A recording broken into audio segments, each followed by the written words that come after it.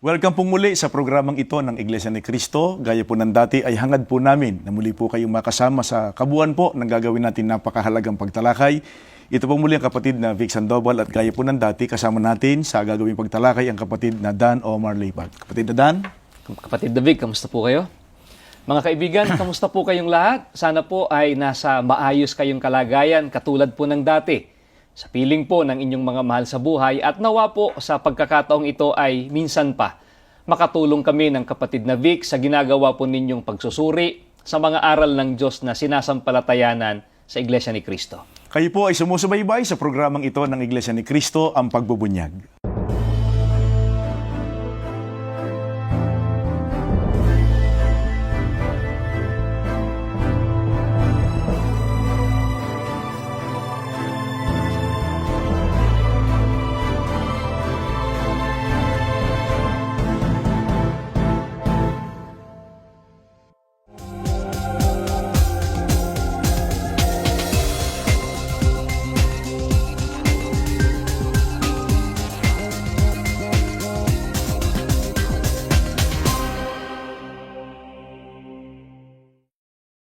Kapatid na Dan, madalas nating binabanggit sa ating mga mahal na kaibigan, sa ating mga taga-subaybay, na napakalinis po at banal ang aming hangarin at layunin sa paghahayag po namin ng mga katotohanang nakasulat sa Biblia at maging ang pagpapabulaan sa maling aral ng ibang relihiyon ay nakabatay po sa pagtuturo ng Biblia. Sapagkat gaya nga ng ating madalas na binabanggit sa ating mga televiewers, napakasama na ang tao ay manatili sa maling aral, Opo. sa pagkataguyod ng maling doktrina, sa anumang maling gawain sa ibang relihiyon, Opo. sapagkat ang gayon ay magsasadlak sa kanila sa isang tiyak na kapahamakan. Ang isa po sa mga hanggang sa kasalukuyan ay itinataguyod ng marami, katulad niya sa Iglesia Katolika Romana, ay ang tinatawag nilang pagsa-sign of the cross. Yun ang pag-aantanda ng krus. At yun po ay kanilang itinataguyod sa kanilang paniniwala na ito ay naaayon sa Biblia. Kaya nga po, alinsunod po sa aklat mismo ng Iglesia Katolika Romana para hindi tayo maparatangan Opo. na atin lang itong opinyon o pahayag, ay alamin natin kapatid na Dan kung ano raw ba o paano raw ba isinasagawa ng mga Katoliko yung tinatawag na pag-aantanda ng krus. Ang aklat po na tinutukoy ninyo, kapatid na Vic, mga kaibigan, ay isang aklat na pinamagatang siya ang inyong pakinggan, ang aral na Katoliko. Ang author po nito ay isang pare na nagngangalang Enrique Dimond na nagtataglay din po ang librong ito ng Nihil Obstat ni Jose Jovellanos at Imprimatur ni Jose Bustamante. Pakinggan po ninyo at babasahin po namin ang nakasulat dito po sa pahina 11. Ang pag-aantanda ay ang paggawa ng tatlong krus ng hinlalaki ng kanang kamay, ang unay sa noo, ang ikalawa ay sa bibig, at ang ikatlo ay sa dibdib. Ang tanda ng Santa Cruz ay siyang tanda ng taong Katoliko, sapagkat siyang ikinatatangi at ikinaiiba ng taong Katoliko sa mga taong Protestante. Ito po ang paraan ng pagsasagawa ng Sign of the Cross o pag-aantanda po ng mga taong Katoliko.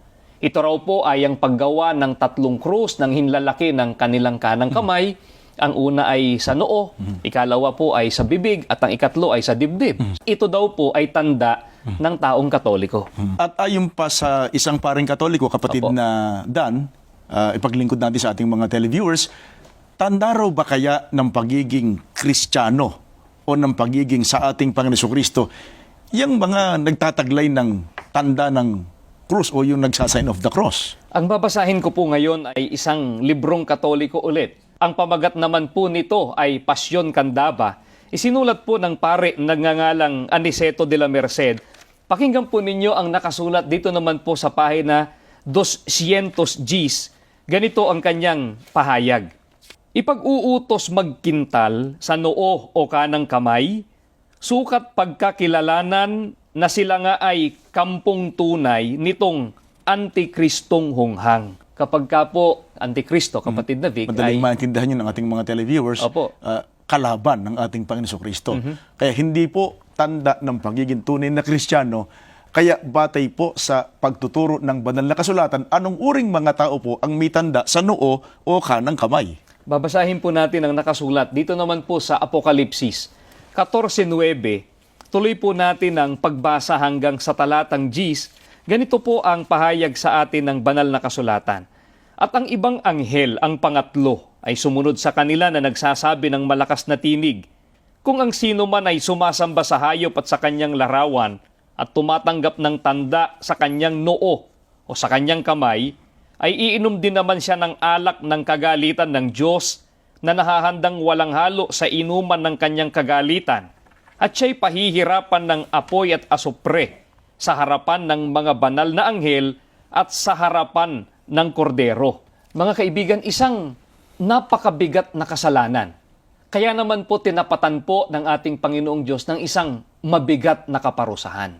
Kaya nga, madalas nating binabanggit sa ating mga televiewers, kapatid na Dan, na sa pagre-relihiyon, kailangan ay napakaingat Opo. na sinusunod kung ano ang kalooban ng Panginoon Diyos. Opo. Para nga ang tao makaiwas sa parusa. Sapagkat pagka ang tao ay nahulog sa paglabag, kasi yung paglabag ay pagsuway sa utos ng Diyos. Opo. Ang utos ng Diyos ay nasa dalawang uri. Nag-aatas, dapat gawin. Opo. Nagbabawal, ay hindi dapat gawin. Kaya ipinagbabawal ng Diyos sa tao na gumawa ng gayon, yung pagkakaroon ng tanda sa noo o sa kanang kamay. Kaya nga tinapatan ng mabigat na parusa. Pero baka naman meron silang nabasa po sa Biblia na talagang ipinag-uutos na gawin yung pag-aantanda ng krus. Meron kaya? Mabuti, kapatid na Vic, ay sangguniin natin ang kanilang libro. Isang aklat po na pinamagatang The Book of Catholic Quotations. Ganito po ang mababasa natin sa pahina 234. Sa lahat ng ating mga kilos, kung tayo ay pumapasok o lumalabas, kung tayo ay nagbibihis, kung tayo ay naghuhugas sa ating mga pagkain bago matulog, ating ikinikintal sa ating mga noo ang tanda ng krus. Ang ganitong mga kaugalian ay hindi ipinag-uutos ng opisyal na batas ng banal na kasulatan. Subalit itinuturo ng tradisyon ang mga ito. Mga kaibigan, sana po ay napansin po ninyo ang pahayag po mismo ng Iglesia Katolika Romana. Ang pag-aantanda daw po ng Santa Cruz, ang pagsasagawa ng Sign of the Cross, ay hindi daw po ipinag-uutos ng opisyal na batas ng banal na kasulatan. Kaya po, mga kaibigan, dahil ang pag-aantanda ng krus o Sign of the Cross ay isa lamang po sa mga tinatawag na sakramental sa Iglesia Katolika, ito po ay hindi ipinag-uutos ng Panginoong Hesukristo. Wala po tayong mababasa sa Biblia na ipinag-utos ng Panginoong Diyos o ipinag-utos po kaya ng ating Panginoong Hesukristo o kahit pa po ang mga apostol. Hindi po nila ipinag-utos ang pag-aantanda ng krus.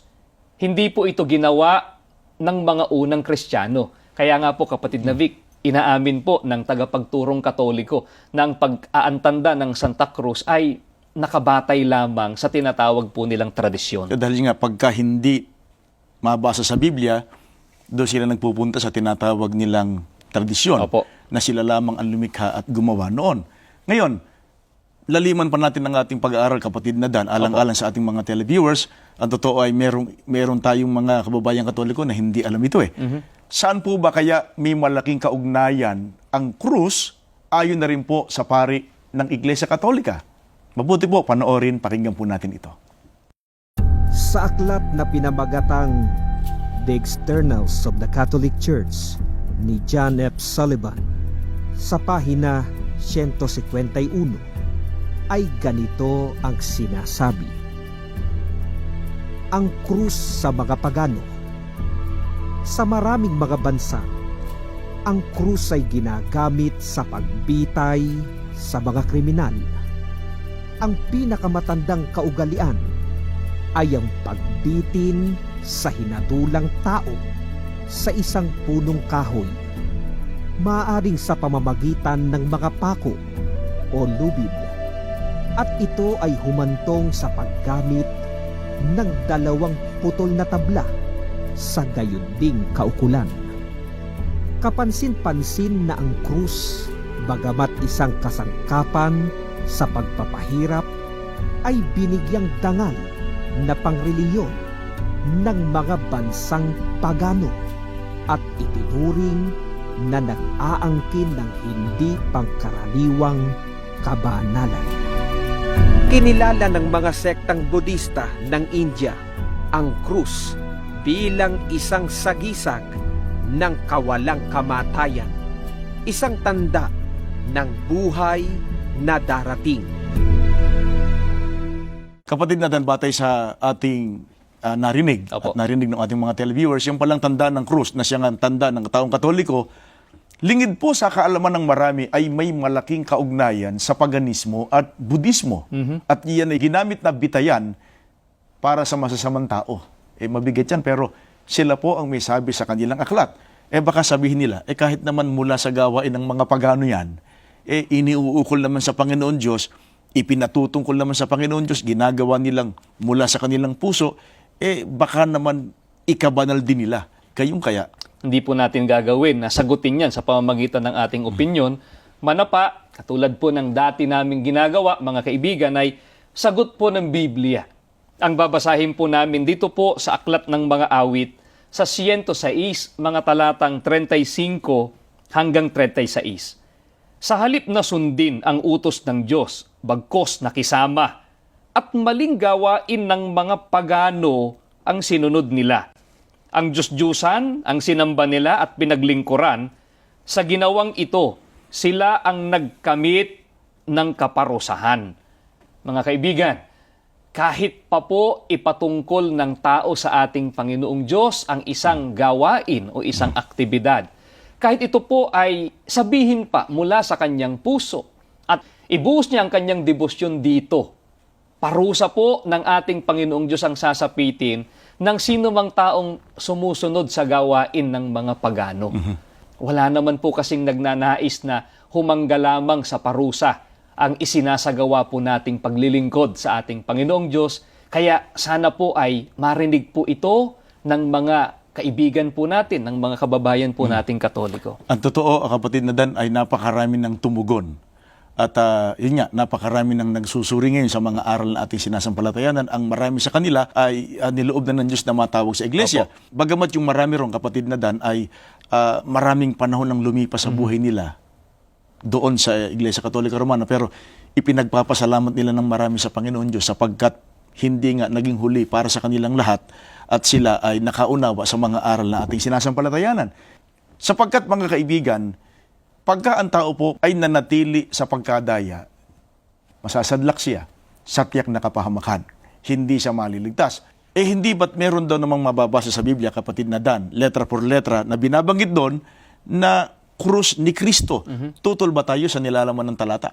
Hindi po, kapatid na Vic, sapagkat nakasulat po yun sa Biblia. Pero mga kaibigan, ang atin pong mariing tinututulan ay ang maling pagpapakahulugan nila doon sa banggit na krus ni Kristo. Na ayon po sa Iglesia Katolika, yun daw po ang pagkukrus o pagsasagawa nga po ng sign of the cross. Ito daw po kasi ang pagpapahalaga nila sa sakripisyo ng ating Panginoong Hesukristo sa krus. Ano ba ang kahulugan, kapatid na Dan, batay sa Biblia, nung nakasulat na dapat pahalagahan o hindi dapat pawalang kabuluhan ang krus ng ating Panginoong Hesukristo? Kasi mahalagang malaman ng Opo. ating mga televiewers, ng ating mga kaibigan, lalo pa nga yung mga naghahanap ng katotohanan, papaano ba ang wasto at marapat na pagpapahalaga sa krus ng ating Panginoong Hesukristo? Yung ba ay ilalagay lang, isasabit sa leeg, populseras, Opo. lalagay sa kanilang tahanan, o kaya yun nga, mag-aantanda sila ng, yun nga, yung tinatawag nilang sign of the cross. Ganun po ba yun? Hindi po, kapatid na Vic, sapagkat mga kaibigan, napakaliwanag po ng pagtuturo sa atin ni Apostol Pablo. Dito sa unang Korinto, sa 1:17 at 18, sapagkat sinugo ako ni Kristo, hindi upang magbautismo kundi upang mangaral ng mabuting balita. Ipinangaral ko nga ito, ngunit hindi sa pamamagitan ng pananalitang batay sa karunungan ng sanglibutan, upang sa gayoy hindi mawalan ng kabuluhan ng kamatayan ni Kristo sa krus. Sa mga napapahamak, ang aral tungkol sa pagkamatay ni Kristo sa krus ay kahangalan. Ngunit sa atin na mga inililigtas, ito'y kapangyarihan ng Diyos. Mga giliw po naming mga taga-subaybay. ang kamatayan ng ating Panginoong Jesucristo sa krus ang tinutukoy ng mga apostol na hindi dapat mawalan ng kabuluhan. Hindi po yung krus na kahoy. Hindi po ito yung pinagsangang kahoy na pinagpakuan sa Kanya. Pero sa panig naman ng Iglesia Katolika, alin naman ang kanilang tinutukoy at pinahahalagahan, kapatid na Dan? Sila mismo pasagutin natin, kapatid na Vic. Dito po sa kanilang aklat na pinabagatang The Visible Church, ito ay isinulat ng isang nagngangalang John F. Sullivan. Ganito ang ating mababasa.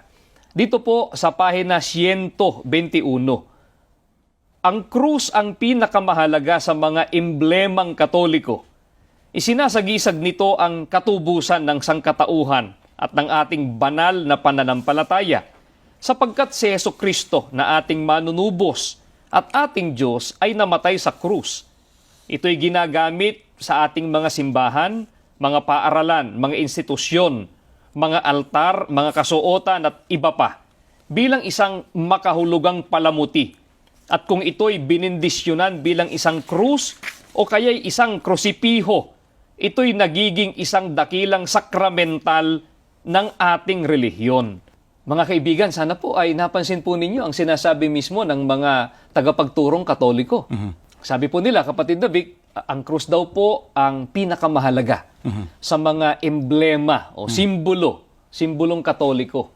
Ito raw nga po ay ang literal na krus.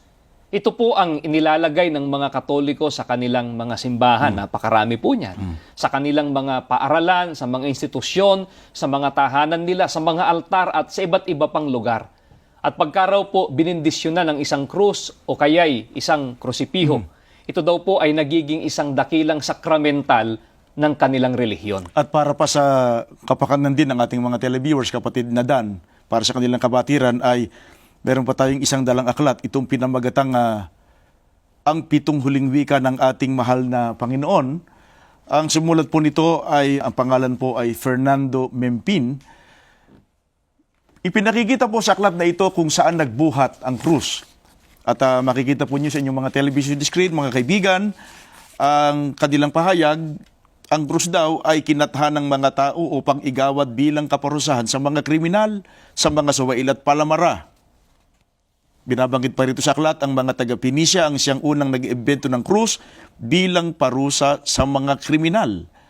Sapagat ang nais ng mga taga-Pinisya, batay sa aklat, ay isang paraan na marahan, mabagal, ngunit masaklap at masakit kaya't inimbento nila ang krus. Kaya nga, ayon pa rin dito sa aklat, nang hiramin ang krus ng mga Romano upang maging kaparusahan ng kanilang mga kriminal, malakian niya ang kanilang pagtitiwala sa bisa ng krus. Para sa kabatiran ng ating mga televiewers, kapatid na Dan, yung krus na yung kahoy, yung pinagpakuan mismo sa ating Jesucristo, yung dalawang magkahalang na kahoy na ipinapasan sa ating Jesucristo, ay hindi naman talaga sa ating Jesucristo yun. Yun ay galing sa mga kaaway ng ating Jesucristo. Gaya nga ng binanggit sa aklat, yung krus daw na ginamit ng una ng mga taga-Phoenicia ay para sa pagpaparusa nila sa mga kriminal. At ayon na rin po sa Iglesia Katolika, kapatid na Dan, alang-alang sa ating mga televiewers, bago raw ang panahon ng ating Jesucristo, anong uring simbolo raw o tanda yung krus? Ang babasahin ko po ay isang aklat Katoliko uli na pinamagatang Discourses on the Apostles' Creed. Ito po, mga kaibigan, ay isinulat ng isang pare na nagngangalang Clement Crock. Ganito ang kanyang pahayag sa pahina 16. Bago ang kapanahunan ni Kristo, ang krus ay naging tanda ng kahihiyan, kamangmangan at kawalang karangalan, tulad ng garote, ng lubid na pambigti o ng silya elektrika. Ito ay naging kasangkapan sa pagpaparusa ng pinakamasasamang kriminal. Ang krus ay itinatak sa noo ng mga kriminal bilang tanda ng kadustaan sa harap ng buong daigdig. Napansin po ba ninyo, mga giliw po naming mga taga-subaybay? Ang simbolo raw po ng krus, ayon po dito sa aklat na binasa namin, ay tanda raw po ng kahihiyan, kamangmangan at kawalang karangalan. Kung bakit daw, kapatid na Vic, ay sapagkat tulad daw ng ibang paraan ng pagbitay, ang krus daw po ay kasangkapan sa pagpaparusa sa pinakamasasamang kriminal.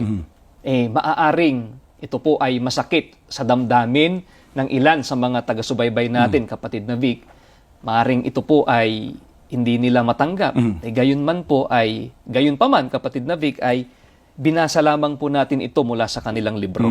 At doon sa binanggit po ng Apostol Pablo, kapatid na ang kailangan ay maging malinaw yun para sa ating mga mahal na televiewers. Opo. Yung binanggit ni Apostol Pablo sa unang Korinto 1:17 at 18 na may binabanggit siya ron na hindi dapat pawalang kabuluhan ang krus ng ating Panginoon Jesucristo. Opo. Kasi alam po ng marami, kapatid na Dan, na ang Panginoon Jesucristo ay namatay sa krus.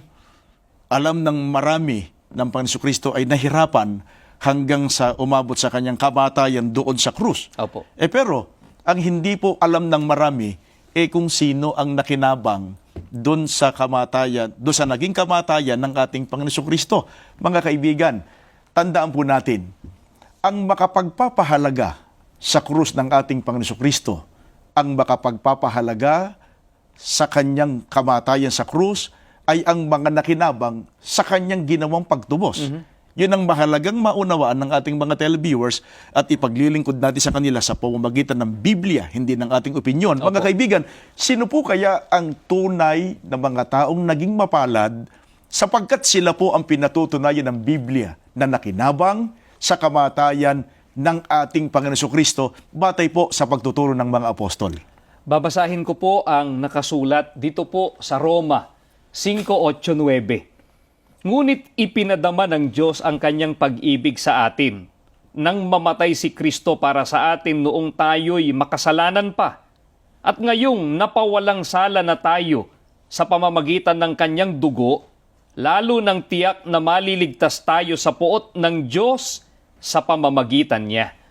Mga giliw po naming mga taga-subaybay, binabanggit po ng Apostol Pablo na ang mga tunay na nakinabang sa kamatayan ng ating Panginoong Jesucristo ay ang mga naupawalang sala sa pamamagitan ng kanyang dugo. Sa makatwid ay ang mga tinubos ng dugo ng ating Panginoong Jesucristo. Ang mga tinubos lamang po ang makapagbibigay ng pagpapahalaga sa krus o sa kamatayan ng ating Panginoong Jesucristo. Palibhasa, sila ang nakinabang Opo. sa kamatayan ng ating Panginoon Jesucristo. Sa kanila, inihandog ng Panginoon Jesucristo ang kanyang buhay para sila maligtas. Opo. Pero yang kaya, kapatid na Dan, yung mga taong nakinabang sa ginawang pagtubos ng ating Panginoon Jesucristo, ay yang kaya ay maaangkin ng kahit sino? Di po, kapatid na Vic, hindi po ito maaangkin ng kahit na sinong tao na nagsasabing sila'y Kristiyano. Sapagkat kailangan po na patunayan ng Biblia. At ito ang ating gagawing batayan, mga kaibigan, para sagutin ang tanong na sino po ang tinubos ng napakahalagang dugo ng ating Panginoong Jesucristo na mga taong nakinabang sa kanyang kamatayan. Ganitong ating mababasa dito po sa Gawa 20:28. Ingatan ninyo kung gayon ang inyong mga sarili at ang buong kawan. Narito hinirang kayo ng Espiritu Santo na mga katiwala upang pakanin ang iglesia ni Kristo na binili niya ng kanyang dugo. Ang tinubos o binili ng napakahalagang dugo ng ating Panginoong Jesucristo ay ang iglesia ni Kristo. Kaya nga po, mga kaibigan, ito po ang napakahalagang dahilan.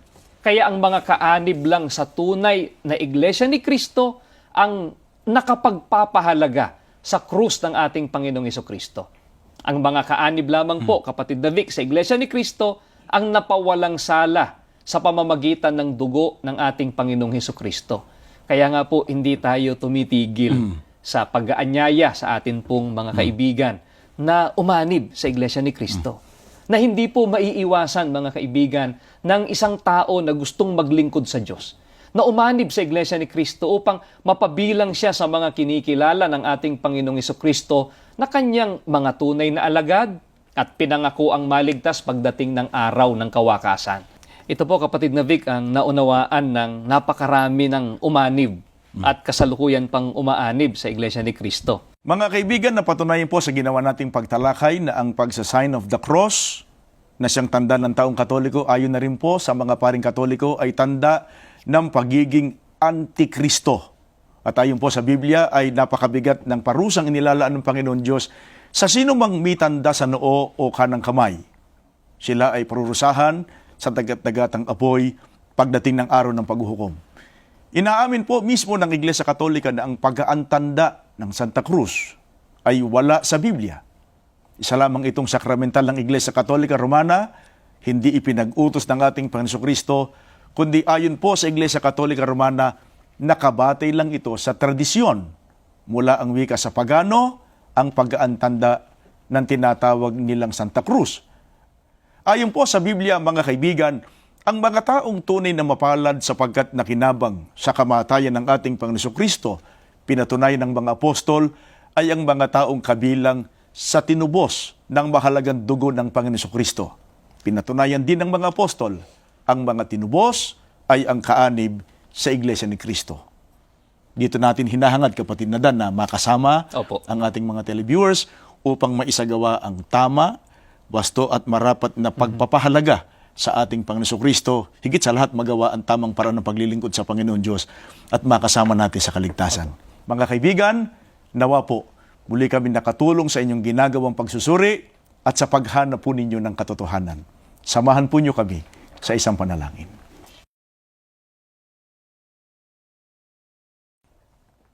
Ama naming Diyos, salamat po ng napakarami sa iyo. Opo. Salamat po, muli ka pong nagkaloob ng ganitong napakahalagang sandali Opo. upang minsan pa po ay magliwanag ang iyong mga dakilang katotohanan. Amen. Kinasangkapan mo rin po ang palatuntunang ito ng iyong banal na iglesia Opo. upang makarating sa maraming mga tao ang iyong mga dakilang katotohanan. Amen. Pahintulot mo po nawa, Ama, ng mga taong narating ng palatuntunang ito, makaunawa ng iyong mga dakilang katotohanan. Amen.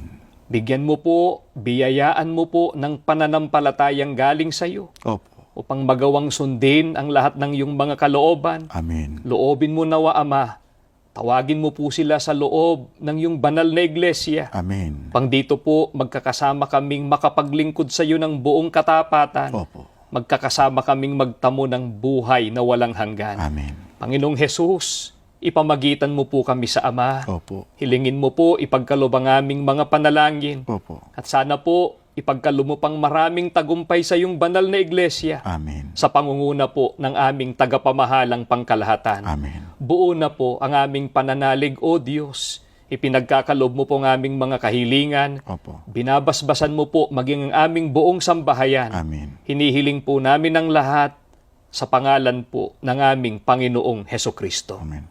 Amen.